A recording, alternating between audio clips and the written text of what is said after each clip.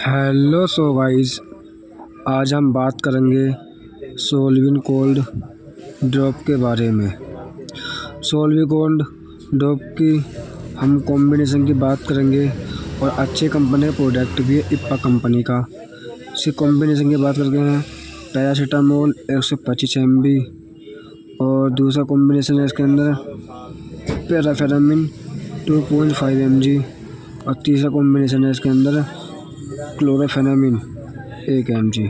ये बच्चों की खांसी, जुखाम, नज़ला सब बीमारियों में काम आता है। और सोलविन कोल्ड ड्रॉप की हम बात करते हैं, हर मेडिकल पे आपको उपलब्ध मिलेगी। इसी प्राइस की बात करते हैं, इसका प्राइस तो है 78 रुपये प्राइस है, आपको हर मेडिकल पे 70 रुपये की मिल जाएगी। हम इसकी बात करते हैं डोज की। बच्चे को और 6 महीने का बच्चा है तो 5 ml देनी है सुबह शाम। हमारे चैनल से जुड़े रहें, आपको मेडिकल रिलेटेड वीडियो मिलती रहेंगी।